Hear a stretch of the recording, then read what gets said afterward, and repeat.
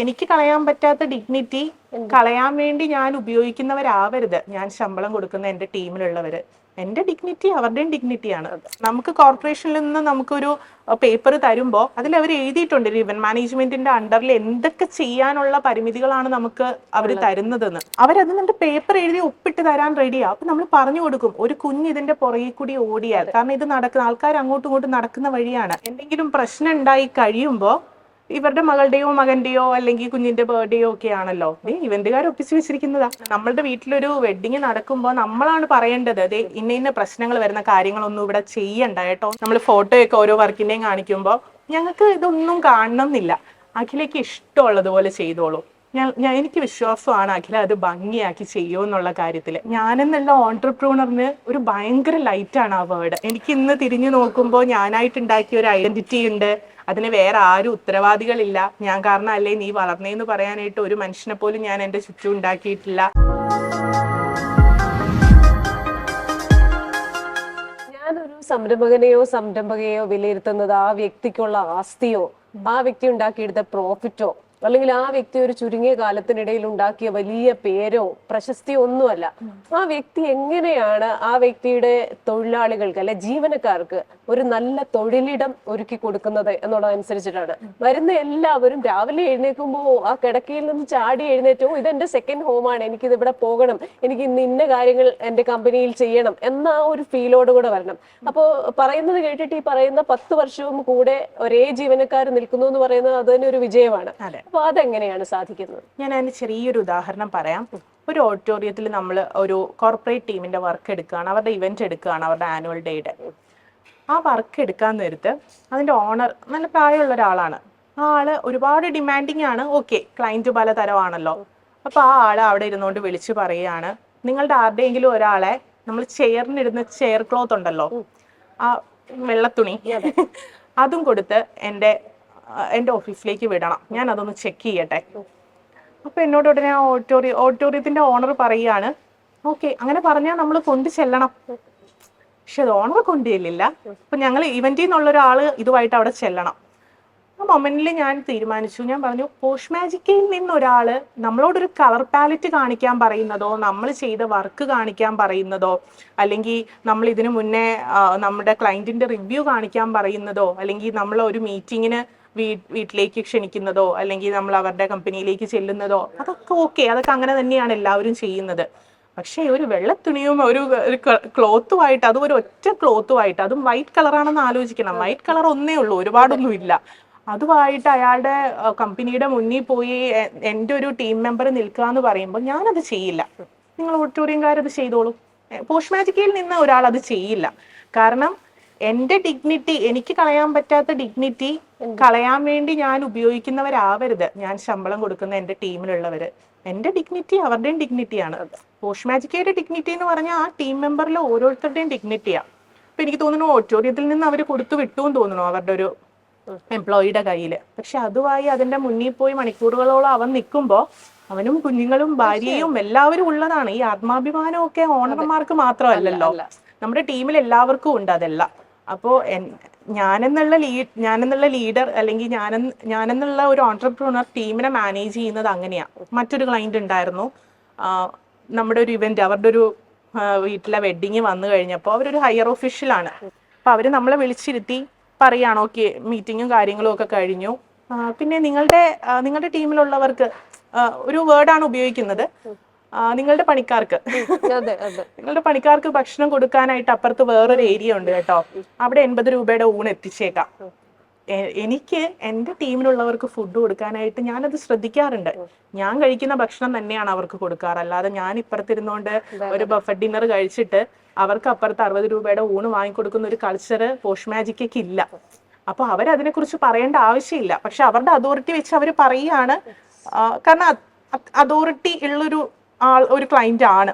അപ്പൊ അവരവിടെ നിന്നോട് പറയാണ്, ഇതേ അവിടെ കൊടുത്താൽ മതി കേട്ടോ. ഞാൻ അവിടെ നിന്ന് ഇറങ്ങിയപ്പോൾ ഞാൻ തീരുമാനിച്ചായിരുന്നു, ഇതെങ്ങനെയാണെന്നുണ്ടെങ്കിൽ ഈ വർക്ക് എൻ്റെ തലേന്ന് കളയണം എന്ന്. ഇവൻ മാനേജ്മെന്റിന്റെ കാര്യം എടുക്കുകയാണെന്നുണ്ടെങ്കിൽ 48 hour ഒക്കെ ഉറക്കില്ലാണ്ട് വർക്ക് ചെയ്യുന്നവരാ. അപ്പൊ അവരോട് നമ്മൾ ചോദിക്കുമ്പോൾ അവർ പറയും, മാം ഇന്നത് മതി, എനിക്ക് തോന്നുന്നു അത് തന്നെയാണ് ഞങ്ങളുടെ ടീമിൽ ഇപ്പൊ എൻ്റെ കൂടെ വർക്ക് ചെയ്തവർക്ക് എല്ലാം അറിയാം. ഭക്ഷണത്തിനൊന്നും നമ്മൾ യാതൊരുവിധ പോരായ്മകളും വരുത്തില്ല. അവർക്ക് ഇഷ്ടമുള്ള ഫുഡാണ് കൊടുക്കുന്നത്. അത് പുറത്തുനിന്ന് ഒരു ക്ലയന്റ് വന്ന് അവിടെ ഭരിക്കാനോ അല്ലെങ്കിൽ അവർ കഴിക്കുന്ന ഭക്ഷണത്തിന് വാല്യൂ ഇടാനോ നിൽക്കാനായിട്ട് ഞാൻ അലൗ ചെയ്യില്ല. അപ്പോൾ ഇങ്ങനെയാണ് ഞാൻ എൻ്റെ ടീമിനെ ട്രീറ്റ് ചെയ്യുന്നത്. അതെന്തായാലും എനിക്ക് ഏറ്റവും കൂടുതൽ അപ്രീസിയേഷൻ ഉള്ള ഒരു കാര്യമാണ്. കാരണം എപ്പോഴും നമ്മൾ നമ്മുടെ ജീവനക്കാരെ, നമ്മളോടൊപ്പം ജോലി ചെയ്യുന്നവരെ കാണുമ്പോൾ നമ്മൾ അവരിൽ നിന്ന് എന്തോ വേർതിരിഞ്ഞ ആളാണ്. അപ്പൊ എനിക്ക് ഇന്ന ഗ്ലാസ്സിൽ വേണം, എനിക്ക് ഇന്ന ചെയർ വേണം, എനിക്ക് ഇന്ന സൗകര്യങ്ങൾ വേണം. പക്ഷെ എന്റെ ജീവനക്കാരൻ ഇതൊന്നും അവകാശപ്പെടുന്നില്ല. ആ ഒരു രീതി എനിക്ക് തോന്നുന്നു മാറ്റി എഴുതപ്പെടേണ്ടതാണ്. എങ്കിൽ മാത്രമേ ഈ പറയുന്ന ജീവനക്കാരുടെ ആ ഒരു അവകാശങ്ങൾ സംരക്ഷിക്കപ്പെടൂ, അവരുടെ ആ ഇന്നർ സെൽഫ് ഹാപ്പി ആയിരിക്കും. ആ ഹാപ്പിനെസ് ആണ് പ്രൊഡക്ടിവിറ്റിയിലും തെളിയുന്നത്, അല്ലേ? അതെ അതെ. കാരണം നമ്മുടെ മുന്നേ ഉള്ള ജനറേഷൻ ഏത് രീതിയിൽ വേണമെങ്കിലും താഴ്ന്നു നിൽക്കാനായിട്ട് അവർ റെഡി ആയിരുന്നു. കാരണം അന്നത്തെ എല്ലാ ഓൺടർപ്രൂണർഷിപ്പിലേക്ക് വരുന്ന ആൾക്കാരും ഇപ്പൊ എൻ്റെ അച്ഛൻ്റെയൊക്കെ കാലഘട്ടത്തിൽ അവര് എഡ്യൂക്കേറ്റഡ് ആയവരാവണം എന്നില്ല ഒരു ഓൺടർപ്രൂണർ ആവുന്നത്. അപ്പൊ അതുകൊണ്ട് തന്നെ അവർ ഏത് രീതിയിലേക്കും അങ്ങോട്ടും ഇങ്ങോട്ടും അഡ്ജസ്റ്റ് ചെയ്യാൻ എല്ലാം തന്നെ റെഡി ആയിരുന്നു. ഓക്കെ, വീട്ടിലോട്ട് കൊണ്ടുവരണോ, ചെയ്യാം, അല്ലെങ്കിൽ ഞങ്ങൾ രണ്ട് തെറി പറഞ്ഞാലും കുഴപ്പമില്ല, ഞങ്ങളത് കേട്ടോണ്ട് നിന്നോളാം. പക്ഷെ നമ്മുടെ ജനറേഷൻ അതിപ്പോ മാറ്റി എഴുതിക്കൊണ്ടിരിക്കുകയാണ്. ഞങ്ങളും മനുഷ്യരാണ്, ഞങ്ങളോട് ഇങ്ങോട്ട് ഈ ഗീവ് റെസ്പെക്ട് ആൻഡ് ടേക്ക് എന്ന് പറയില്ലേ, അതേപോലെ നമ്മളെ എണീറ്റ് നിന്ന് തൊഴണം എന്നല്ല, പക്ഷെ മുന്നിലിരിക്കുന്നത് ഒരു മനുഷ്യനാണെന്നും അവരോട് ഈ പറഞ്ഞതുപോലെ മാന്യമായിട്ട് നമുക്ക് വർത്തമാനം പറയാം. നമ്മൾ തെറ്റ് ചെയ്യാത്തടത്തോളം, ഞാൻ പറഞ്ഞില്ലേ എൻ്റെ ഒരു ഇവന്റ് ഫ്ലോപ്പ് ആയപ്പോൾ ആ ക്ലയന്റിനോട് മോശമായിട്ടാണ് ബിഹേവ് ചെയ്തത്. അപ്പോൾ അവിടെ നമുക്ക് ചിലപ്പോൾ മിണ്ടാൻ പറ്റിയെന്ന് വരില്ല. നമ്മൾ പേയ്മെന്റ് കംപ്ലീറ്റ് തിരിച്ചു കൊടുത്തെങ്കിൽ പോലും നമുക്ക് ചില ഭാഗങ്ങളിൽ നമുക്കൊരു ന്യായം ഉണ്ടാവില്ല പറയാനായിട്ട്. പക്ഷേ നമ്മൾ നമ്മുടെ കമ്പനി വർഷങ്ങളായിട്ട് പ്രോപ്പറായിട്ടാണ് കൊണ്ടുപോകുന്നത്. നമ്മൾ ഗവൺമെന്റ് പറയുന്ന എല്ലാ ചിട്ടകളും ഫോളോ ചെയ്യുന്നുണ്ട്. പിന്നെ നമ്മൾ ആരെയാ പേടിക്കേണ്ടത്? അപ്പൊ നമ്മുടെ മുന്നിലിരിക്കുന്നവര് നമ്മളോട് ചോദിക്കാം. ചിലപ്പോൾ എല്ലാ ക്ലയന്റിനും ഇപ്പോൾ നമ്മുടെ വീട്ടിലൊരു വെഡിങ് നടക്കുമ്പോൾ നമുക്കൊരു പ്രോപ്പർ ബഡ്ജറ്റ് കാണും, അല്ലേ? നമ്മൾ എത്ര ക്യാഷ് ഉണ്ട് നമുക്കെന്ന് പറഞ്ഞാലും ഓരോ ജില്ലയിലും ഓരോ രീതിയാ. ഇപ്പൊ ചിലയിടത്ത് എടുക്കുമ്പോൾ അവര് വിചാരിക്കും ഈ ഇവന്റുകാർക്ക് ക്യാഷ് കൊടുക്കുന്ന ക്യാഷ് ഉണ്ടെങ്കിൽ ഒരു 2 പവന്റെ ഗോൾഡും കൂടി എടുത്തൂടെ എന്റെ കുഞ്ഞുങ്ങൾക്ക് എന്ന് വിചാരിക്കും. ചിലര് ഭയങ്കരമായിട്ട് ആഘോഷിക്കുന്ന ആൾക്കാരാണ്. അപ്പൊ ഇത് ഡിപ്പെൻഡ് ചെയ്യുന്നത് ഓരോ ക്ലയന്റിന്റെയും നാച്ചർ പോലെയാണ്. അപ്പൊ നമ്മുടെ മുന്നിൽ ഇരിക്കുന്നവര് നമ്മളോട് ക്ലാരിറ്റിയിൽ കാര്യങ്ങൾ പറയുമ്പോൾ അത് വെച്ചിട്ട് നമുക്ക് പ്ലാൻ ചെയ്ത് കൊടുക്കാനായിട്ട് പറ്റും. പക്ഷെ അതൊരിക്കലും ഭരിപ്പിക്കലാവരുത്. ഭരിപ്പിക്കലിന് നിന്ന് തരുന്ന ഒരു ജനറേഷനിൽ നിന്ന് നമ്മളിപ്പോൾ ഒരുപാട് മുന്നോട്ട് പോകുന്നു. ക്ലാരിറ്റിയിൽ കാര്യങ്ങൾ പറയുക, അത് ഞങ്ങൾക്ക് പ്രൊവൈഡ് ചെയ്യാൻ പറ്റുന്നതാണെന്നുണ്ടെങ്കിൽ ഞങ്ങളത് പ്രൊവൈഡ് ചെയ്യും, അല്ലാത്തതാണെന്നുണ്ടെങ്കിൽ ഞങ്ങളായിട്ട് തന്നെ അതിൽ നിന്ന് മാറും. പക്ഷെ ഇപ്പോൾ എൻ്റെ ഭാഗത്ത് പോഷ് മാജിക്കയിൽ നിന്ന് ചെല്ലുന്ന ഒരു മെമ്പറിനെ മോശമായിട്ട് ട്രീറ്റ് ചെയ്തിട്ട് പറഞ്ഞതുപോലെ അവനെയല്ലേ ട്രീറ്റ് ചെയ്തത്, കമ്പനിക്ക് ലാഭം വരുന്ന കാര്യമാണ്, അപ്പോൾ അത് ഹാൻഡിൽ ചെയ്യാനാണല്ലോ ശമ്പളം കൊടുത്ത് അവനെ നിർത്തിയിരിക്കുന്നത്. അങ്ങനെ വിചാരിക്കുന്ന ഒരു കൾച്ചർ എൻ്റെ ബ്രാൻഡിനില്ല. അത് എത്ര മുന്നോട്ട് പോയാലും അതുകൊണ്ടായിരിക്കും പലരും 5 കൊല്ലം കൊണ്ട് എത്തുന്നിടത്ത് ഞാൻ 10 കൊല്ലം എടുത്താണ് എത്തിയത്. പക്ഷെ മതി, എനിക്ക് പതിയെ പോയാൽ മതി, ഒരു ധൃതിയില്ല.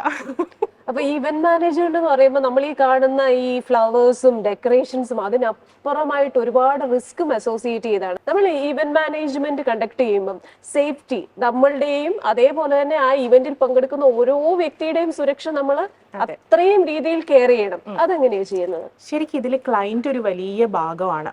ഞാൻ ഇവന്റ് എല്ലാം പെർഫെക്റ്റ് ആണെന്നല്ല പറയുന്നത്. ചില ക്ലയന്റിന് ചില നിർബന്ധങ്ങളുണ്ട്. നമ്മൾ ചിലപ്പോൾ നമ്മുടെ 10 കൊല്ലത്തെയോ 20 കൊല്ലത്തെയോ നമ്മുടെ അനുഭവങ്ങൾ വെച്ചിട്ടായിരിക്കും ചില കാര്യങ്ങൾ ചെയ്യരുത് എന്ന് പറയുന്നത്. ഇപ്പൊ എൻ്റെ കാര്യത്തിൽ തന്നെ ഞാൻ പറയാം, ഒരുപാട് വർക്കുകൾ നമുക്ക് ഫയർ വർക്ക് ഞങ്ങൾ ചെയ്യില്ല എന്നും പറഞ്ഞുകൊണ്ട് പോകുന്നുണ്ട്. നമുക്ക് ഊഹിക്കാവുന്നതേ ഉള്ളൂ. ക്ഷേത്രങ്ങളിൽ പോലും എന്തോരം പ്രോട്ടോകോളുകൾ ഫോളോ ചെയ്തുകൊണ്ടാണ് ഒരു കരിമരുന്ന് അതേപോലത്തെ കാര്യങ്ങളൊക്കെ നടത്തുന്നത്. ഒരുപാട് സെക്യൂരിറ്റി ഒക്കെ നിർത്തിയിട്ടാണ് അത് ചെയ്യുന്നത്. അതാണ് വിവാഹാഘോഷങ്ങൾക്ക് വേണ്ടി ഒരു പ്രോപ്പർട്ടി നമ്മൾ എടുത്തു കഴിഞ്ഞാൽ ഒരു ഓഡിറ്റോറിയത്തിന്റെ പ്രോപ്പർട്ടി കൂടി വന്നാൽ എത്രത്തോളം കാണും? അതിൽ കാർ പാർക്കിംഗ് ഉണ്ടാവും, അതിൽ ഒരുപാട് കാര്യങ്ങൾ, ഇപ്പോൾ ഫുഡ് കൗണ്ടറുകൾ ഉണ്ടാവും. ഇതെല്ലാം പോയി കഴിയുമ്പോൾ ആ പ്രോപ്പർട്ടിയുടെ ഒരു ഭാഗത്ത് വെച്ച് ഈ ഫയർ വർക്ക് നടത്തുക എന്ന് പറയുന്നത് ഒന്ന് ആലോചിച്ച് നോക്ക്. നമ്മൾ ആഘോഷിക്കാൻ വേണ്ടിയല്ലേ കാശ് കളയുന്നത്? അപ്പൊ ഞാൻ എന്നോട് ക്ലയന്റ് ഫയർ വർക്ക് നിങ്ങൾ ചെയ്യുവോ എന്ന് ചോദിക്കുമ്പോൾ നമ്മൾ പറയാറുണ്ട് നമ്മൾ ചെയ്യില്ല. അല്ലെങ്കിൽ ഇപ്പോൾ ഒരു ആനയെ കൊണ്ടുവന്നൊരു ഹിന്ദു വെഡിങ്ങിന് മുന്നിൽ ആനയെ നിർത്തുവോ എന്ന് ചോദിക്കുമ്പോൾ ശരിക്കും ഒരു ഇവന്റിനും അതിനുള്ള അപ്രൂവൽ ഒന്നും എങ്ങൊന്നും കിട്ടുന്നില്ല. നമുക്ക് കോർപ്പറേഷനിൽ നിന്ന് നമുക്കൊരു പേപ്പർ തരുമ്പോൾ അതിൽ അവർ എഴുതിയിട്ടുണ്ട് ഇവന്റ് മാനേജ്മെന്റിന്റെ അണ്ടറിൽ എന്തൊക്കെ ചെയ്യാനുള്ള പരിമിതികളാണ് നമുക്ക് അവർ തരുന്നതെന്ന്. ഇതിൽ ഈ പറയുന്ന പടക്കം പൊട്ടിക്കലോ കാര്യങ്ങളോ ഒന്നുമില്ല. അപ്പൊ നമ്മൾ ഇവരോട് പറയാണ്, മാം നമുക്കത് ചെയ്യാനുള്ള അപ്രൂവൽ ഇല്ല, അതിൽ ഇന്ന കാര്യങ്ങൾ ചിലപ്പോൾ പ്രശ്നമായേക്കാം, ഇത് തെറിച്ചൊരു കുഞ്ഞിന്റെ മേത്ത് വീണാ പോരെ, അല്ലെങ്കിൽ ഒരു കാറിന്റെ പുറത്ത് വീണാ പോരെ, ആരും ഇല്ലല്ലോ പുറത്തുനിന്ന് ഒരു ലീഗൽ അതോറിറ്റി അവിടെ വന്ന് ഇത് ചെക്ക് ചെയ്യുന്നോ കാര്യങ്ങളോ ഒന്നും ഇല്ല. അപകടങ്ങൾ നടക്കാത്തത് ചിലപ്പോൾ നടക്കുന്നുണ്ട് ഒരുപാട് ഇടങ്ങളിൽ, പക്ഷെ അതൊന്നും പുറത്തോട്ട് വരുന്നില്ല എന്നേ ഉള്ളൂ. അതുപോലെയാണ് കൂൾ ഫയർ എന്ന് പറയുന്ന കേക്ക് കട്ടിങ്ങിന്റെ ടൈമിൽ വെച്ചിട്ട് ഒരുപാട് ഓഡിറ്റോറിയങ്ങളിൽ അത് പ്രശ്നങ്ങൾ ഉണ്ടാവുന്നുണ്ട്. അപ്പൊ ഇതിന്റെ വീഡിയോ വരെ കാണിച്ചു കൊടുത്തായിരിക്കും നമ്മൾ പറയുന്നത് ഇങ്ങനൊരു കാര്യം ഉണ്ടായിട്ടുണ്ട്, അപ്പൊ നമുക്ക് ഇത് കട്ട് ഓഫ് ചെയ്തൂടെ എന്ന് ചോദിക്കുമ്പോൾ അവർക്കത് വേണം. ഞാൻ അങ്ങനത്തെ പ്രശ്നങ്ങളുള്ള പരിപാടികളൊന്നും എടുക്കാറില്ല. അതുകൊണ്ട് ഒരുപാട് വർക്കുകൾ നഷ്ടപ്പെടാറുണ്ട്. ഈ കഴിഞ്ഞ ഇടയ്ക്ക് കൂടി നമ്മൾ ഫയർ വർക്ക് ചെയ്യില്ല എന്ന് പറഞ്ഞതുകൊണ്ട് നഷ്ടപ്പെട്ട വർക്കുകളുടെ എണ്ണം കൂടുതലാണ്. പക്ഷെ ഈ പറഞ്ഞതുപോലെ ഇത് പ്രൊഡക്ഷൻ എമൗണ്ട് ഒക്കെ ഒരുപാട് ലോണുകളും കാര്യങ്ങളും ഒക്കെ എടുത്ത് ചെയ്യുന്ന ഒരാൾക്ക് ഒരു വർക്ക് നഷ്ടപ്പെടാതിരിക്കാൻ വേണ്ടി അവനിത് ചെയ്യാമെന്ന് തീരുമാനിക്കും ഏതോ ഒരു മൊമെന്റിൽ. അവന്റെ ബാധ്യതകളായിരിക്കും അവരെ കൊണ്ട് ഇത് ചെയ്യിക്കുന്നത്. അപ്പോ ശരിക്കും അത് ക്ലൈന്റ് ആണ് ആലോചിക്കേണ്ടത്. പിന്നെ ഈ പറഞ്ഞതുപോലെ 1000 രൂപയ്ക്ക് ഊട്ടി കാണണം എന്ന് പറയുമ്പോൾ അവിടെയും വരാൻ ബുദ്ധിമുട്ട്. ഇപ്പൊ എന്റെ ഫാദറിന് ഒരു പ്രോപ്പർട്ടി ഉണ്ട്, അവിടെ ഈ വെഡിങ് ഇവന്റുകൾ നടക്കുമ്പോൾ ഈ സ്റ്റേജിന്റെ പ്ലാറ്റ്ഫോം ഇടുമ്പോൾ ഇതിന്റെ ബാക്ക് ഡ്രോപ്പിന് ശരിക്കും താങ്ങി നിർത്താനായിട്ട് എന്തെങ്കിലും ബാക്കിൽ വേണം അതേപോലെ. അതുകൊണ്ട് തന്നെ നമ്മൾ പ്ലാറ്റ്ഫോം ഒരിടത്തുനിന്ന് അടുത്തടുത്തേക്ക് മാറ്റിയിടുമ്പോൾ ചില ക്ലൈന്റിന് അത് ആ നടുക്ക് തന്നെ വേണം. അവരത് എന്നിട്ട് പേപ്പർ എഴുതി ഒപ്പിട്ട് തരാൻ റെഡിയാ. അപ്പൊ നമ്മൾ പറഞ്ഞു കൊടുക്കും, ഒരു കുഞ്ഞ് ഇതിന്റെ പുറകിൽ കൂടി ഓടിയാൽ, കാരണം ഇത് നടക്കുന്ന ആൾക്കാർ അങ്ങോട്ടും ഇങ്ങോട്ടും നടക്കുന്ന വഴിയാണ്, ഇതിന്റെ ബാക്കിൽ ഒന്ന് തട്ടിക്കഴിഞ്ഞാൽ ഇത് മറിഞ്ഞ് ആ കുഞ്ഞിന്റെ മേത്തേക്ക് വീഴും. ഇനിയിപ്പോ വലിയ ആൾക്കാരാണെങ്കിലും ഫുഡ് എടുത്ത് അങ്ങോട്ട് പെട്ടെന്നൊന്ന് എത്താൻ വേണ്ടി ഇപ്പുറത്തുകൂടി കയറി നടക്കാമെന്ന് വിചാരിക്കുന്നു. ഔട്ട്ഡോറിലെ കാര്യമാട്ടോ ഞാൻ ഈ പറയുന്നത്. ഇൻഡോർ ആകുമ്പോൾ പ്രോപ്പർലി അവരത് മാറ്റില്ല. പക്ഷെ ഔട്ട്ഡോറിൽ ഒരുപാട് ലിമിറ്റേഷൻ ഉണ്ട് നമുക്ക്. അപ്പൊ ഇത് അവിടെ കൂടി നടക്കുന്നു, അയാൾ ഇതിലെ ഒന്ന് തട്ടുന്നു, ഇത് മറിഞ്ഞു വീഴണു, ഒന്ന് തലയിൽ വീണാ പോലെ, അങ്ങനത്തെ കാര്യങ്ങൾ ഉണ്ടായിട്ട് ഇപ്പൊ നമ്മുടെ ഇവന്റിൽ തന്നെ അങ്ങനെ പലതും ഉണ്ടായിട്ടുണ്ട്. കാരണം ഇവന്റിൽ വെക്കുന്ന പ്രോപ്പർട്ടികൾ ഓരോന്നും നമ്മളിത് കുഴിച്ചിടുന്നതോ കോൺക്രീറ്റ് ചെയ്യുന്നതോ അല്ലല്ലോ. ഇപ്പൊ നല്ല നല്ല പ്രോപ്പർട്ടികളൊക്കെ ആണെന്ന് ഇപ്പൊ നമ്മളിരിക്കുന്ന മാരിയറ്റിലൊന്നും ഒന്നും കുഴിച്ചിടാനോ അല്ലെങ്കിൽ ലോണിൽ കുഴി കുത്താനോ ഒന്നും ഇവര് അലൗ ചെയ്യില്ല. അത് ഇവരുടെ കണ്ടീഷനാണത്, ഇന്നതേ ഇവിടെ ചെയ്യാവൂ എന്നുള്ളത്. അത് പ്രോപ്പർ ഫോമാറ്റ് ആണ് ആ നിർബന്ധം. പക്ഷെ ഇത് തന്നെ ചിലപ്പോ വലിയ പിടിപാടുകളൊന്നും ഇല്ലാത്തൊരു പ്രൈവറ്റ് വ്യക്തിയിലേക്ക് വരുമ്പോൾ ക്ലയന്റ് വെറുതെ കിടന്ന് വാശി പിടിക്കും, ഇന്നത് ഇവിടെ ചെയ്തേ പറ്റൂ എന്നും പറഞ്ഞുകൊണ്ട്. അപ്പൊ എന്നിട്ട് ഇവരെന്ത് ചെയ്യും, എന്തെങ്കിലും പ്രശ്നം ഉണ്ടായി കഴിയുമ്പോൾ ഇവരുടെ മകളുടെയോ മകന്റെയോ അല്ലെങ്കിൽ കുഞ്ഞിന്റെ ബർത്ത്ഡേയോ ഒക്കെ ആണല്ലോ ഇവന്റുകാർ ഒപ്പിച്ചു വെച്ചിരിക്കുന്നതാ. കാരണം ഇവർക്ക് പറയാൻ പറ്റില്ല, ഇവരിത് നമ്മളോട് നേരത്തെ കമ്മ്യൂണിക്കേറ്റ് ചെയ്തിരിക്കുന്നത് ഇതാണെന്നും ഇവരുടെ ഭാഗത്ത് തെറ്റുണ്ടെന്നും അന്ന് ഇവരുടെ മുന്നിൽ വരുന്ന ആയിരക്കണക്കിന് ആൾക്കാരുടെ മുന്നിൽ ഇവർ അഡ്മിറ്റ് ചെയ്യില്ല. അത് ഈ ലോൺ എടുത്ത് ഇത്രയും വർഷം കഷ്ടപ്പെട്ട് അവൻ്റെതായ ഒരു ഇടം ഉണ്ടാക്കി എടുക്കുന്ന അവന്റെ തലയിലേക്ക് ആ ബ്ലെയിം കൊടുക്കും. ഇതാണ് നടക്കാറുള്ളത് കൂടുതൽ ഇടങ്ങളിലും. അപ്പൊ നമുക്കറിയില്ല ഇതിന് ഇങ്ങനെ ഒരു മറുപുറം കൂടി ഉണ്ട്. തീർച്ചയായിട്ടും ക്ലയൻസും ഈ പറയുന്നത് പോലെ ആഘോഷങ്ങൾ നല്ലതാണ്, പക്ഷെ ആഘോഷങ്ങൾ അതിരുവിടാതെ നമ്മളുടെയും മറ്റൊരാളുടെയും ജീവനോ സ്വത്തിനോ ഒന്നും പ്രശ്നം ഉണ്ടാകാത്ത രീതിയിൽ നമ്മൾ പ്ലാൻ ചെയ്യുക എന്നുള്ളത് നമ്മളും ശ്രദ്ധിക്കേണ്ടതായിട്ടുണ്ട്. ഇപ്പൊ കണ്ണൂരിൽ കുഞ്ഞിന് ഫയർ വർക്കിന്റെ ഒച്ച കേട്ടിട്ട് എന്തോ ഒരു പ്രോബ്ലം വന്ന് ക്രിട്ടിക്കൽ കണ്ടീഷനിലാണ് ആ കുട്ടി.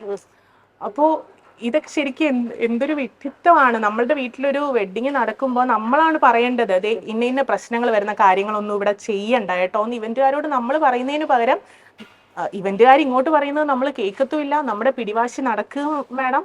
ഒരു പ്രോബ്ലം വരുമ്പോൾ അതെല്ലാം ബ്ലെയിമും കൂടി ഇവന്റിലേക്ക് ഏൽപ്പിക്കുകയും ചെയ്യും. അപ്പൊ ഇങ്ങനൊരു വശം കൂടി ഇതിന് ഇപ്പുറത്തുണ്ട്. ഇപ്പൊ ആരും ചെയ്തത് കറക്റ്റ് ആണെന്നല്ല ഞാൻ ന്യായീകരിക്കുന്നത്, ചെയ്തത് പൂർണ്ണമായിട്ടും തെറ്റ് തന്നെയാണ്. പക്ഷെ ഒരു ഇവന്റ് പ്ലാനർ എന്നുള്ള രീതിയിൽ ഞാൻ പലയിടത്തും കണ്ടിരിക്കുന്ന കാര്യങ്ങളാണ് പറയുന്നത്. ഇപ്പോൾ ഒരു കോർപ്പറേറ്റ് ഇവന്റ് നടക്കുന്നു. കോർപ്പറേറ്റ് ഇവന്റ് നടക്കുമ്പോൾ ഇതിൽ അണ്ടറിലുള്ള ടീമായിരിക്കും ഇതിന്റെ ബഡ്ജറ്റ് പ്ലാൻ ചെയ്യുന്നത്.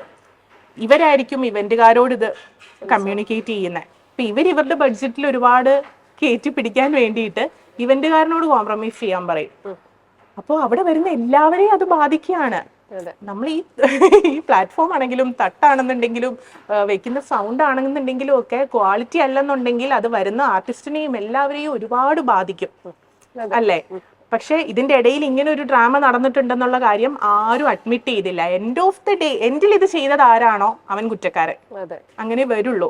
അപ്പൊ ശരിക്കും ഒരു അന്വേഷിക്കുമ്പോഴാണെന്നുണ്ടെങ്കിലും ഇതിന്റെ എല്ലാ വശങ്ങളും അന്വേഷിക്കണം. പക്ഷെ ഒരു വെഡിങ്ങിനൊക്കെ ഇതിപ്പോ ഒരു വലിയ ഇവന്റ് ആയതുകൊണ്ട് ചിലപ്പോ ഇതിങ്ങനെ ആയി കാണും. ഒരു വെഡിങ്ങിലൊക്കെ എടുക്കുകയാണെന്നുണ്ടെങ്കിൽ ആ ഇവന്റുകാരന്റെ ഭാവി അതോടുകൂടി കഴിഞ്ഞു. ഒരിക്കലും വന്നിട്ട് പറയില്ല, ഒരു മീഡിയയുടെ മുന്നിലും ഒരു ക്ലയന്റും വന്നിട്ട് പറയില്ല എന്റെ മകളുടെ വെഡിങ്ങിന് പടക്കം പൊട്ടിക്കണമെന്ന് ഞാൻ പറഞ്ഞതാണ് കേട്ടോ, അല്ലെങ്കിൽ എന്റെ മോളുടെ വെഡിങ്ങിന് പ്ലാറ്റ്ഫോം ഇന്നെടുത്ത് മതി, അത് മറിഞ്ഞു വീണാ പ്രശ്നമില്ലെന്ന് ഞാൻ എഴുതി ഒപ്പിട്ട് കൊടുത്തായിരുന്നു. എഴുതി ഒപ്പിട്ട് കൊടുക്കുന്നവരുണ്ട്. ഇപ്പൊ ഞങ്ങൾ മിഞ്ഞാന്നൂടി കണ്ടതേ ഉള്ളൂ, ആ പാരന്റ് അത് എഴുതി ഒപ്പിട്ട് തരാൻ റെഡിയായിരുന്നു. മറിയണമെങ്കിൽ മറിഞ്ഞോട്ടെ, ഞങ്ങൾക്ക് പ്രശ്നമില്ല, ഞങ്ങൾക്ക് അത് ഇവിടെ തന്നെ വേണം എന്നുള്ളത്. പക്ഷെ ഇത് നാളെ ഒരു പ്രശ്നം ഉണ്ടായി കഴിയുമ്പോൾ ഇവരാരും ഇത് മുന്നിൽ വന്ന് പറയില്ല. അതാണ് യാഥാർത്ഥ്യം ശരിക്ക്. അതൊരു ചലഞ്ച് ആണ്. അതെ. അപ്പോ ഈ ബിസിനസ്സിൽ ഒരു ഡൈവേഴ്സിഫിക്കേഷനിലേക്ക് പോയപ്പോ HR മാനേജ്മെന്റിലേക്കാണ് പോയത്. അപ്പൊ എന്തുകൊണ്ടാണ് ആ ഒരു മേഖല തെരഞ്ഞെടുത്തത്? അവിടെ എന്താണ് ചെയ്യുന്നത്? ശരിക്കും HR മാനേജ്മെന്റിൽ നമ്മൾ ചെയ്യുന്നത് പ്രോപ്പർ ഡോക്യുമെന്റേഷൻ ആണ്. ഒരു പ്രോജക്റ്റ് അല്ലെങ്കിൽ ഒരു കമ്പനി തുടങ്ങുമ്പോൾ അതുമായിട്ട് ബന്ധപ്പെട്ട് ഒരുപാട് ഡോക്യുമെന്റേഷൻ കാര്യങ്ങളുണ്ട്. അപ്പോൾ അത് പ്രോപ്പർലി പേപ്പർ വർക്ക് ചെയ്തു കൊടുക്കാനായിട്ട് നമുക്കൊരു ടീമുണ്ട്. അതാണ് നമ്മുടെ HR മാനേജ്മെന്റ് ആക്ടിവിറ്റി ആയിട്ട് ചെയ്യുന്നത്. പിന്നെ ഏത് വർക്കിനാണെന്നുണ്ടെങ്കിലും അതിന് പ്രോപ്പറായിട്ടുള്ള സെക്യൂരിറ്റി മാനേജ്മെന്റ് ടീം നമുക്കുണ്ട്. അപ്പോൾ അത് പല ഏരിയയാണത്, പല പ്രോജക്റ്റുകൾ പല രീതിയിലുള്ളതായിരിക്കും വരുന്നത്. അക്കോർഡിംഗ് ടു ദാറ്റ് പ്രോജക്റ്റ് നമ്മൾ കാര്യങ്ങൾ ചെയ്തു കൊടുക്കും. ഏത് ടീമാണോ വേണ്ടത് അത് നമ്മൾ അവർക്ക് ചെയ്തു കൊടുക്കുക എന്നുള്ളതാണ് അതിന്റെ ആക്ടിവിറ്റി. ചിലരെങ്കിലും പറയാറുണ്ട് സ്ത്രീ സംരംഭകർക്ക് ഒരുപാട് പ്രശ്നങ്ങളുണ്ട്. ഇപ്പൊ അതൊരു ഫണ്ട് കിട്ടുന്നതിലാണെങ്കിലും അതേപോലെ തന്നെ ഒരു ബ്രാൻഡ് ബിൽഡ് ചെയ്യുന്നതിലാണെങ്കിലും ഒരു പുരുഷൻ ഒരു 10 അടി നടക്കുമ്പോൾ സ്ത്രീക്ക് ഒരു 2-3 അടി കൂടുതൽ എഫേർട്ട് ഇട്ടെങ്കിൽ മാത്രമേ അതോടൊപ്പം എത്താൻ പറ്റൂ എന്ന് പറയുന്ന ചിലരുണ്ട്. അപ്പൊ ഒരു വനിതാ സംരംഭക എന്ന നിലയിൽ എന്തെങ്കിലും അങ്ങനെ ഒരു വനിതയായതുകൊണ്ട് എന്തെങ്കിലും പ്രശ്നം നേരിടേണ്ടി വന്നിട്ടുണ്ടോ? ഇതുവരെ ഇല്ല. ഈ 11 വർഷത്തിന്റെ ഇടയ്ക്ക് ഒരു വിമൺ ആയതുകൊണ്ട് പ്രശ്നങ്ങളൊന്നും വന്നിട്ടില്ല. നോർമലി എല്ലാ ഓൺടർപ്രണർഷിപ്പിലും വരുന്ന പ്രശ്നങ്ങളുണ്ടല്ലോ, അതൊക്കെ വന്നിട്ടുള്ളൂ. ഇപ്പൊ പുറകിൽ നിന്നാണെന്നുണ്ടെങ്കിൽ നമ്മളെ കുറിച്ച് എന്താ പറയുന്നതെന്ന് നമുക്ക് അറിയാൻ പറ്റില്ല. പക്ഷെ ഇതൊന്നും നമ്മൾ മൈൻഡ് ചെയ്യരുത്. നമ്മളൊരു ലക്ഷ്യത്തിൽ എത്താൻ തീരുമാനിച്ചു കഴിഞ്ഞാൽ നമ്മുടെ പിന്നിൽ നിൽക്കുന്നവരെന്തു പറയുന്നു, അല്ലെങ്കിൽ നമ്മുടെ മുന്നിൽ നിന്ന് നമ്മളെ എന്തു പറയുന്നു, ഇതൊന്നും നമ്മളെന്നുള്ള ഓൺടർപ്രണറിനെ ചലഞ്ചിങ് ആയിട്ട് ബാധിക്കരുത്. അവിടെയാണ് നമ്മൾ വിൻ ചെയ്യുന്നത് ശരിക്ക്. ഇതിലൊരാള് ഞാൻ പറഞ്ഞില്ലേ, ആദ്യത്തെ വർഷമൊക്കെ ഒരു പ്രശ്നം വരുമ്പോൾ നമ്മളിങ്ങനെ ആലോചിച്ചുകൊണ്ടിരിക്കുമായിരുന്നു. പിന്നെ നമ്മൾ തന്നെ തീരുമാനിച്ചു 48 മണിക്കൂറിൽ കൂടുതൽ ഒരു പ്രശ്നവും നമ്മളെ ബാധിക്കരുതെന്ന്. ഇപ്പൊ അത് 5-10 മിനിറ്റ് പോലും നമ്മളെ ബാധിക്കാറില്ല. അത് ആരോടെങ്കിലും ഒന്ന് പറഞ്ഞു കഴിയുമ്പോൾ അത് അവിടെ തീരും. കാരണം നമുക്ക് എപ്പോഴും അടുത്തത് എന്തെന്ന് വേണം ഒരു ഓൺടർപ്രണർ ചിന്തിക്കാനായിട്ട്. അല്ലാതെ അയ്യോ ഇന്നലെ ഇങ്ങനെ വന്നല്ലോ എന്നല്ല നമ്മൾ ചിന്തിക്കേണ്ടത്. അടുത്തത് എന്ത് എന്ന് നമ്മളോട് തന്നെ ചോദിച്ചുകൊണ്ടിരിക്കണം. അപ്പൊ എനിക്ക് ശരിക്കും ഒരു വിമൺ ആയതിന്റെ പേരിൽ ഈ ഒരു ഫീൽഡിലേക്ക് ഇറങ്ങിയിട്ട് ഇതുവരെ ഒരു പ്രോബ്ലം വന്നിട്ടില്ല.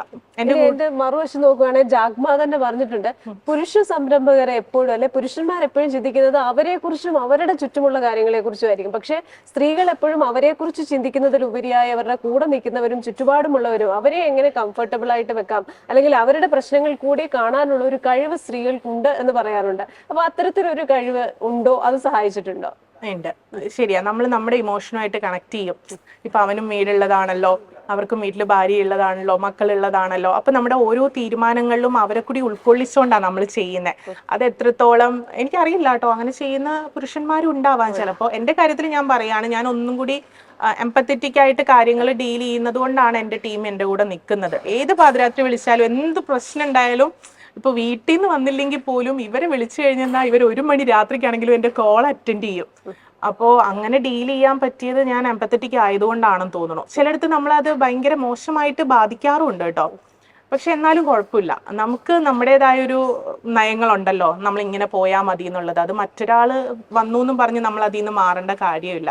അപ്പോൾ എൻ്റെ കമ്പനിക്ക് ഞാൻ തീരുമാനിച്ചതുപോലെ ഞാൻ ക്രിയേറ്റ് ചെയ്ത എൻ്റെ ബ്രാൻഡിന് ഞാൻ തീരുമാനിച്ചിരിക്കുന്ന കുറെ നിലപാടുകളുണ്ട്. അത് വെച്ച് ചിലപ്പോൾ ഈ പറഞ്ഞതുപോലെ 5 കൊല്ലം കൊണ്ട് എത്തേണ്ട അടുത്ത് 10 കൊല്ലം കൊണ്ടേ എത്തിയെങ്കിലും എൻ്റെ ഉറക്കം കളയുന്നതൊന്നും ഞാൻ ഇതുവരെ ചെയ്തിട്ടില്ല. അല്ലെങ്കിൽ ഞാൻ തിരിഞ്ഞു നിന്ന് ചിന്തിക്കുമ്പോൾ അവനോട് ആ തെറ്റ് ചെയ്യണ്ടായിരുന്നല്ലോ എന്ന് തോന്നുന്ന, അല്ലെങ്കിൽ എന്നെ കർമ്മ ബീറ്റ് ചെയ്യുന്നതൊന്നും ഞാൻ ചെയ്തിട്ടില്ല ഈ 10 വർഷത്തിനുള്ളിൽ.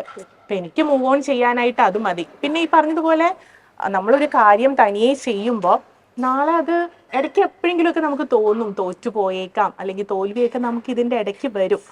അതൊക്കെ വളരെ നാച്ചുറൽ ആണ്. ഇപ്പൊ കഴിഞ്ഞ ഇടയ്ക്ക് തന്നെ ഞാൻ ഒരാളെ വഴി വെച്ച് കണ്ടപ്പോൾ ആ ആള് വളരെ ഹാപ്പി ആയിട്ട് എന്നോട് പറയാണ്, അറിഞ്ഞായിരുന്നോ ഇന്നൊരുത്തന്റെ ബ്രാൻഡ് പൊട്ടി, അത് അടച്ചു പൂട്ടി. അപ്പൊ ഞാൻ ചോദിച്ചു, അയ്യോ ഞാൻ കഴിഞ്ഞിടയ്ക്ക് അവരുടെ ലിങ്ക് ഒക്കെ കണ്ടായിരുന്നല്ലോ. അപ്പൊ നമ്മൾ പെട്ടെന്ന് അയ്യോ എന്നാണ് വന്നത്. അപ്പൊ അപ്പുറത്ത് നിൽക്കുന്നവൻ അത് വളരെ ആനന്ദത്തോടെയാ പറയുന്നത്. നമ്മൾ ആലോചിക്കേണ്ട ഒരു കാര്യം, നമ്മൾ തനിയെ ഒരു കാര്യം തുടങ്ങി നമ്മൾ മെനക്കെട്ട് അത് ബിൽഡ് ചെയ്തോണ്ടൊക്കെ വരുമ്പോ ഇടയ്ക്ക് എത്തുമ്പോൾ നമുക്ക് തോന്നും ഇന്ന അവര് ചിലപ്പോൾ അവരുടെ സ്ഥാപനം വേണ്ടാന്ന് ഇപ്പൊ വെച്ചിട്ടുള്ളത് ആ മുറി അടച്ചിടാന്നായിരിക്കും തീരുമാനിച്ചിരിക്കുന്നത്. അപ്പൊ അതൊരു അവരുടെ ഇൻകത്തിനുള്ളിൽ നിൽക്കുന്നില്ല, അല്ലെങ്കിൽ അവരുടെ ഒരു ബഡ്ജറ്റിംഗ് തെറ്റിപ്പോയത് കൊണ്ട് ഓക്കെ ആ പാർട്ട് നമുക്ക് അതിൽ നിന്ന് ഒഴിവാക്കാം, എന്നിട്ട് നമുക്ക് ഇപ്പുറത്ത് ഇന്ന കാര്യങ്ങൾ ചെയ്യാമെന്നായിരിക്കും അവരുടെ പ്ലാൻ. ഈ പുറത്ത് നിന്ന് നോക്കുന്ന ഇതൊന്നും ചെയ്യാത്തൊരുത്തനെ ഇത് ആഘോഷിക്കാമെന്ന് തീരുമാനിക്കുള്ളൂ. ഇപ്പൊ എനിക്ക് എത്ര ദേഷ്യമുള്ള ഒരാളാണ് എൻ്റെ അപ്പുറത്ത്, അല്ലെങ്കിൽ എൻ്റെ കോമ്പറ്റീറ്റർ ആണെന്ന് പറഞ്ഞാലും അത് അടച്ചു പോയോ എന്ന് കേൾക്കുമ്പോൾ നമുക്ക് അയ്യോന്നേ വരുള്ളൂ. കാരണം നമുക്കറിയാം അയ്യോ എന്ത് പാടുപെട്ട്, നമുക്ക് അവരോട് എത്ര ദേഷ്യം ഉണ്ടെങ്കിലും അത് പ്രൊഫഷണലി വരുമ്പോൾ എന്ത് പാടുപെട്ടായിരിക്കും ഒരാൾ എന്തെങ്കിലും ചെയ്ത് തുടങ്ങി കൊണ്ടുവരുന്നത്. പക്ഷെ അത് അവന്റെ മാനേജ്മെന്റ് സ്കില്ലിന്റെ ഭാഗമാണ്. ഓക്കെ, ഞാൻ ഇത്തിരി തകർന്ന് നിൽക്കുകയാണ്, ഇപ്പോൾ ഞാനൊരു ബ്രേക്ക് എടുത്തിട്ട് ഞാൻ ഇതിനെ ക്ലിയർ ചെയ്യാം. കാരണം എനിക്ക് പറഞ്ഞ ആൾക്കാരെ അറിയാം, അവര് ഒന്നുമില്ലായ്മയെന്ന് തുടങ്ങിയതാണെന്നും അവർക്ക് കയറി വരാൻ ക്യാപ്പബിൾ ആയിട്ടുള്ള ആൾക്കാരാണെന്നുള്ളതും എനിക്കറിയാം അവരെ വ്യക്തിപരമായിട്ട്. ഇപ്പൊ എന്റെ ബ്രെയിനിലോട്ട് വന്നത് പെട്ടെന്ന് അതാണ്, അവര് കയറി വരും ഉറപ്പായിട്ടും. പക്ഷെ ഇപ്പുറത്ത് നിൽക്കുന്ന ഇതൊന്നും കാണാത്ത, ലൈഫിൽ ഒന്നും ചെയ്യാത്ത ഒരാളാണ് ഇത് ആഘോഷിക്കുന്നത്. അപ്പൊ നമുക്ക് മുമ്പോട്ട് പോരുമ്പോൾ മറ്റുള്ളവർ തോൽവി എന്ന് പറയുന്ന കാര്യം നമ്മുടെ മാനേജ്മെന്റ് ആയിരിക്കും അത്. ഞാൻ മാനേജ്മെന്റ് ചെയ്യുന്ന എന്റെ കഴിവായിരിക്കും. ഓക്കെ, ഇന്ന കാര്യങ്ങൾ ഞാൻ ഇപ്പൊ കുറച്ച് നാളത്തേക്ക് ഞാൻ കട്ട് ഓഫ് ചെയ്യണം, ഞാൻ ഒന്ന് നിശബ്ദമായിട്ട് പോണം ചില കാര്യങ്ങളിൽ, എങ്കിലേ എനിക്ക് ഇത്ര കൊല്ലത്തിനുള്ളിൽ ഇത് റീബിൽഡ് ചെയ്ത് കൊണ്ടുവരാൻ പറ്റുമെന്നുള്ളത് എന്റെ പ്ലാൻ ബി ആണത്. പ്ലാൻ എ ഫ്ലോപ്പ് ആയപ്പോൾ പ്ലാൻ ബി ആണത്. അത് പുറത്ത് നിൽക്കുന്ന ഒരാൾക്ക് തോൽവിയായിട്ട് തോന്നുമ്പോൾ നമ്മളത് മൈൻഡ് ചെയ്യണ്ട. ഈ ഒന്നും ചെയ്യാത്തവരെ, മറ്റുള്ളവരെ കുറ്റം പറയുമെന്നാണ് എനിക്ക് തോന്നുന്നത്. എന്തെങ്കിലുമൊക്കെ കഷ്ടപ്പാട് നമുക്ക് ലൈഫിൽ നമ്മൾ തനിയെ ചെയ്തിട്ടുണ്ട്, നമ്മൾ ബിൽഡ് ചെയ്ത് വന്നിട്ടുണ്ട്, അതിന്റെ ബുദ്ധിമുട്ടും എഫേർട്ടും എന്താണെന്ന് നമുക്ക് അറിയാമെന്നുണ്ടെങ്കിൽ വേറൊരാളിന്റെ തോൽവിയിലോ വേറൊരാളിന്റെ കമ്പനി പൊട്ടിപ്പൊളിയുന്നതിലോ നമുക്ക് ആഘോഷം കണ്ടെത്താൻ പറ്റും, അല്ലെങ്കിൽ നമുക്ക് ഹാപ്പി ആവാൻ പറ്റും എന്ന് എനിക്ക് തോന്നുന്നില്ല. അപ്പൊ അങ്ങനെയുള്ള വിവരം കെട്ട മനുഷ്യരെ നമ്മുടെ ചുറ്റുപാടിൽ നിന്ന് മാറ്റി നിർത്തുക, അവരാണ് ഏറ്റവും പ്രശ്നം. അവരുമായിട്ടൊരു ടേബിൾ ഷെയർ ചെയ്യേണ്ടി ഏതെങ്കിലുമൊക്കെ ഘട്ടത്തിൽ വന്നിട്ടുണ്ടെങ്കിൽ ഞാൻ അതിന് റിഗ്രറ്റ് ചെയ്യുന്ന ആളാണ്. അപ്പൊ അങ്ങനെയുള്ള മനുഷ്യരെ കണ്ടെത്തി അവോയ്ഡ് ചെയ്താൽ തന്നെ നമുക്ക് കുറച്ച് പേര് മതി, ഒരുപാട് പേരൊന്നും വേണ്ട. കുറച്ച് പേര് നമ്മുടെ ചുറ്റും നിൽക്കുന്നത് കറക്റ്റ് ആൾക്കാരായിരിക്കണം. അല്ലെങ്കിൽ നമ്മൾ ആദ്യം നമ്മൾ തമ്മിൽ കമ്മ്യൂണിക്കേറ്റ് ചെയ്തപ്പോൾ വന്നില്ലേ, ഒരാൾ മതി. അപ്പൊ ആ ഒരാൾ പോലും നമ്മുടെ ടീമിൽ ഉണ്ടാവരുത് എന്ന് നമ്മൾ ഉറപ്പുവരുത്തുക. ഇപ്പൊ നമ്മൾ ഇരിക്കുന്നത് ഹോട്ടൽ മാരിയറ്റിലാണ്. അപ്പൊ അതിന്റെ കിച്ചൺ അടുത്തിരിക്കുന്നത് കൊണ്ട് തന്നെ ഒരുപാട് തട്ടുമുട്ടി ശബ്ദങ്ങളുണ്ട്. അപ്പൊ ഈ ശബ്ദങ്ങൾ എന്ന് പറഞ്ഞു കഴിഞ്ഞാൽ നമ്മുടെ ഈ ഇന്റർവ്യൂവിനെ സംബന്ധിച്ചിടത്തോളം ഒട്ടും ആവശ്യമില്ലാത്ത ശബ്ദങ്ങളാണ്. പക്ഷെ അത് ആവശ്യമില്ലെങ്കിൽ പോലും ഇത് കൃത്യമായി നമ്മൾ കമ്മ്യൂണിക്കേറ്റ് ചെയ്യണം, അത് കൃത്യമായി നടക്കണം എന്നുള്ളത് കൊണ്ട് നമ്മുടെ ഫോക്കസ് നമ്മുടെ സംഭാഷണത്തിലാണ്. എന്ന് പറയുന്നത് പോലെ നമ്മുടെ ലൈഫിലാണെങ്കിലും അനാവശ്യമായ ഒരുപാട് ശബ്ദങ്ങൾ ഉണ്ടാവും. അപ്പൊ ഒരു സംരംഭകൻ അല്ലെങ്കിൽ സംരംഭക എന്ന് പറയുന്ന ഒരു സിംഹത്തെ പോലെ, സിംഹം എന്ന് പറഞ്ഞാൽ ചുറ്റുപാട് നടക്കുന്ന ഓരോ ശബ്ദവും കേൾക്കില്ല, അതിന്റെ ആ ഒരു ഇരയെ അത് ഫോക്കസ്ഡ് ആയിരിക്കും എന്ന് പറഞ്ഞ പോലെ അത്തരത്തിലൊരു ലയൺ ഹാബിറ്റ് ഉണ്ടാവണം എന്ന് തോന്നിയിട്ടില്ലേ? ഉറപ്പായിട്ടും. നമ്മളൊരു ഓൺടർപ്രണർ ആവാൻ തീരുമാനിച്ചാൽ നമ്മുടെ ഒരു റീബർത്ത് ആണത്.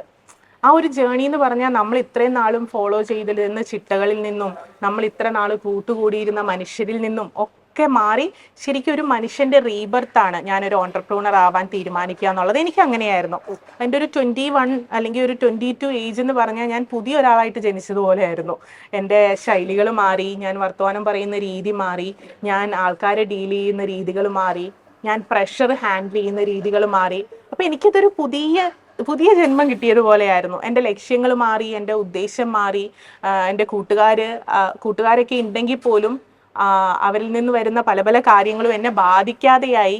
അപ്പൊ ശരിക്ക് നമ്മൾ എപ്പോഴും നോക്കേണ്ടത്, നമ്മുടെ മുന്നിലൊരു വലിയ ലക്ഷ്യം കണ്ടിട്ടുണ്ടാവും. ശരിക്കും ഞാൻ എൻ്റെ ലക്ഷ്യത്തിന്റെ ഒരു 30% പോലും ഇപ്പോഴും എത്തിയില്ല എന്ന് ചിന്തിക്കുന്ന ഒരാളാണ്. ഇനിയും ഒരുപാട് ദൂരം നടക്കാനുണ്ട്, ഒരുപാട് ആഗ്രഹങ്ങളുണ്ട്. അപ്പൊ ഞാൻ എപ്പോഴും ചിന്തിക്കുന്നത് എൻ്റെ കൂടെയുള്ളവർ എന്നെ ഇട്ടിട്ട് പോയോ, അല്ലെങ്കിൽ എൻ്റെ ഫാമിലിയിൽ എത്ര പേര് എൻ്റെ കൂടെ ഉണ്ട് എന്നൊന്നുമല്ല. എനിക്ക് ആ ലക്ഷ്യത്തിലേക്ക് നടക്കുമ്പോൾ ഒരുപാട് നല്ല കാര്യങ്ങൾ ഉണ്ടായിട്ടുണ്ട്. ഇപ്പൊ ഈ ബ്രാൻഡ് തുടങ്ങിയതിന് ശേഷം എൻ്റെ മുന്നിൽ വന്നിരിക്കുന്ന ഒരുപാട് നല്ല നല്ല മൊമെന്റുകൾ ഉണ്ട്. ഇപ്പൊ ക്ലയന്റിന്റെ ഭാഗത്താണെന്നുണ്ടെങ്കിലും വീട്ടിൽ നിന്നാണെന്നുണ്ടെങ്കിലും. കഴിഞ്ഞ ഇയർ ഒരു അച്ചീവ്മെന്റ് കിട്ടിയപ്പോൾ അമ്മ എന്നെ കെട്ടിപ്പിടിച്ച് ഉമ്മ തന്നു. അമ്മ ആ ഒരു അച്ചീവ്മെന്റ് കിട്ടിയതിന് ശേഷം എന്നെ ആ കെട്ടിപ്പിടിച്ച് ആ ഉമ്മ തന്നപ്പോൾ എൻ്റെ ലൈഫിലെ ഏറ്റവും വാല്യൂബിൾ മൊമെന്റ് ഏതാണെന്ന് എന്നോട് ചോദിച്ചു കഴിഞ്ഞാൽ എനിക്കത് ആ മൊമെന്റാ. എൻ്റെ അമ്മ എന്നെ ഹഗ് ചെയ്ത് ഉമ്മ, അത് ഞാൻ നേടിയെടുത്തതല്ലേ, ഇത്രയും വർഷം എടുത്ത് ഞാൻ നേടിയെടുത്തതാണ് ആ ചേർത്ത് പിടിക്കല്. അപ്പൊ എനിക്ക് അങ്ങനെയുള്ള മൊമെന്റുകൾ തന്നത് ഈ ബ്രാൻഡാണ്. അതുപോലെ തന്നെ എന്നെ ആരും അയ്യോ എൻ്റെ കൂടെ ആരും നിൽക്കില്ലേ എന്ന് ചിന്തിച്ചിരുന്ന ഒരു ഞാനായിരുന്നു. അപ്പോൾ ഒരു ക്ലയന്റ് ജയശ്രീ ആൻറ്റി എന്നാണ്. ജയശ്രീ ആൻറ്റീനെയും ജയകുമാർ അങ്കിളിനെയും എനിക്ക് എൻ്റെ കൊച്ചിലേ തൊട്ട് അറിയാവുന്നതാണ്. അപ്പൊ അവരുടെ മോളുടെ വെഡിങ് വന്നപ്പോൾ അവർ വേറൊരാളെ കുറിച്ച് ചിന്തിച്ചില്ല. അറിയാമെന്ന് പറയുമ്പോഴും ഞാനിപ്പോൾ അവരുമായിട്ട് ഭയങ്കര ഫ്രണ്ട്ലി ആയിട്ടുള്ളൊരു ആളൊന്നും അല്ലായിരുന്നു.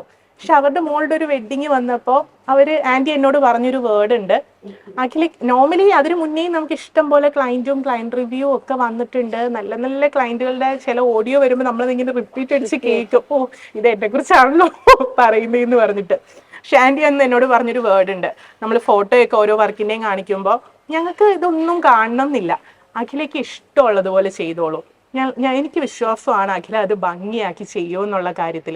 ആന്റി ചിലപ്പോൾ അതിപ്പോൾ ജയശ്രീ ആന്റി അത് ഓർക്കുന്ന പോലും ഉണ്ടാവില്ല. പക്ഷേ ഞാനെന്നുള്ള ഓൺട്രപ്രൂണറിന് ഒരു ഭയങ്കര ലൈറ്റാണ് ആ വേർഡ്. നമുക്ക് ക്ലയന്റുകൾ ഒരുപാട് വന്നു പോകുന്നുണ്ടെങ്കിലും അവർ പറയുന്ന കാര്യങ്ങളാണ് നമ്മൾ ചെയ്തു കൊടുക്കുന്നത്. ആ ടൈമിൽ ഒരാൾ കയറി വന്ന് പറയുകയാണ്, മോക്ക് ഇഷ്ടമുള്ളത് ചെയ്തോ, മോളത് നന്നായിട്ട് ചെയ്യുമെന്ന് എനിക്ക് ഉറപ്പുണ്ട് എന്ന്. ശരിക്കും അത് വീണ്ടും എനിക്കൊരു 5 കൊല്ലം കൂടി മുമ്പോട്ട് പോകാനുള്ള ഫ്യൂവലാണ്. അപ്പൊ അതുപോലെ നല്ല നല്ല ഒരുപാട് മൊമെന്റുകൾ എനിക്ക് തന്നത് ഞാൻ ബിൽഡ് ചെയ്ത ഈ ബ്രാൻഡാണ്. അപ്പോൾ ഞാൻ അതിനെ കൈവിട്ട് കളയില്ല. ഇനി ഞാൻ മുന്നോട്ട് പോയിക്കൊണ്ടേയിരിക്കും. എൻ്റെ ലക്ഷ്യത്തിലോട്ട് എത്താൻ വേണ്ടി ഞാൻ രാത്രിയും പകലും ഇല്ലാതെ വർക്ക് ചെയ്തുകൊണ്ടിരിക്കും. ആ ടൈമിൽ എൻ്റെ ചുറ്റും വരുന്നതൊന്നും എനിക്ക് പ്രശ്നമല്ല. എനിക്ക് ആ ഒരു നേരെ ഇങ്ങനെ എന്നുള്ള ഒരൊറ്റ ഉദ്ദേശം മാത്രമേ ഉള്ളൂ. ഞാൻ ജീവിക്കുന്നതും ഞാൻ വർക്ക് ചെയ്യുന്നതും ഒക്കെ അതിന് വേണ്ടിയിട്ടായിരിക്കും. എൻ്റെ ഒരുപാട് എനിക്ക് തോന്നുന്നു കൂട്ടുകാരൊക്കെ യാത്രകൾ ചെയ്യുമ്പോഴും ഒക്കെ ഞാൻ കഴിഞ്ഞ കൊല്ലമാണ് ആദ്യമായിട്ടൊന്ന് ഫ്ലൈറ്റിൽ കയറുന്നത്, ഒരു ഇന്റർനാഷണൽ ട്രിപ്പ് 2-3 അടുപ്പിച്ച് പോകുന്നത്. കാരണം അതിനൊക്കെ ഞാൻ ഫൈനാൻഷ്യലി ആണെന്നുണ്ടെങ്കിലും കോൺഫിഡൻ്റ് ആയത് ഇപ്പോഴാണ്. എനിക്ക് ടൈം അങ്ങനെ മാറ്റി വെക്കാൻ നമ്മൾ അത്ര പ്രോപ്പർലി ഡെലിഗേറ്റ് ആയിട്ട് എനിക്ക് കംപ്ലീറ്റ്ലി മാറി നിന്നാലും എൻ്റെ ടീം ഹാൻഡിൽ ചെയ്തോളും എന്നൊക്കെ എനിക്ക് കംപ്ലീറ്റ്ലി തോന്നി തുടങ്ങിയത് അപ്പോഴാണ് ഞാനൊരു ഇന്റർനാഷണൽ ട്രിപ്പുകളാണെന്നുണ്ടെങ്കിലും പോവാൻ തീരുമാനിച്ചത്, അത് പോയത് ഒക്കെ. അപ്പൊ എൻ്റെ ലൈഫിലെ ആ ഒരു 21-25 ഉള്ള ഒരു എൻജോയ്മെന്റുകളെല്ലാം ഞാൻ മാറ്റി വെച്ചിട്ടുണ്ട്. എനിക്ക് തോന്നുന്നു ഒരു മണിക്കൂർ TV കാണാൻ പോലും നമ്മൾ കളഞ്ഞിട്ടില്ല, ഒന്ന് അടിച്ചു പൊളിക്കാനായിട്ട് ടൈം നമ്മൾ കളഞ്ഞിട്ടില്ല. ആരെങ്കിലും ഒക്കെ കൂട്ടുകാരെ എന്തെങ്കിലും ഷെയർ ചെയ്യാൻ വേണ്ടി 1 മണിക്കൂർ കാണുമെന്നല്ലാതെ, ഞാൻ പറഞ്ഞല്ലോ പാട്ട് കേൾക്കുന്നതിന് പകരം ഇന്റർവ്യൂകളായിരുന്നു കേട്ടോണ്ടിരിക്കുന്നത്. കാരണം നമ്മൾ പ്രോപ്പർലി അങ്ങനെ ഇന്നത് ചെയ്യ് എന്ന് പറഞ്ഞ് വീട്ടിൽ നിന്നാണെന്നുണ്ടെങ്കിലും അച്ഛനാണെങ്കിലും നീ ഇന്നത് ചെയ്താൽ മതി അങ്ങനെയൊന്നും പറയില്ല. അപ്പോൾ നമ്മുടെ ഇഷ്ടത്തിന് ചെയ്തോന്നാ പറയുന്നത്, നീ തീരുമാനിച്ചോന്നേ പറയുള്ളൂ. അപ്പൊ നമ്മൾ ഇങ്ങനെയുള്ളവരുടെ ഇന്റർവ്യൂകളും കാര്യങ്ങളും ഇരുന്ന് കേട്ടാണ് ഇതിൽ നിന്ന് നമുക്ക് ആവശ്യമുള്ള പോയിന്റുകളും കാര്യങ്ങളും ഒക്കെ എടുക്കുന്നത്. അപ്പോൾ ചിലത് കേൾക്കുമ്പോൾ നമുക്ക് കൺഫ്യൂഷൻ വരും. അത് ഇതാക്കാൻ വേണ്ടി നമ്മൾ അടുത്ത ഇന്റർവ്യൂ കേൾക്കും. ഇപ്പൊ ചിലർ പറയാറുണ്ട് ക്യാപിറ്റൽ എമൗണ്ടിൽ നമ്മൾ ടച്ച് ചെയ്യരുതെന്ന്. എല്ലാവർക്കും അത് പ്രാക്ടിക്കൽ അല്ല.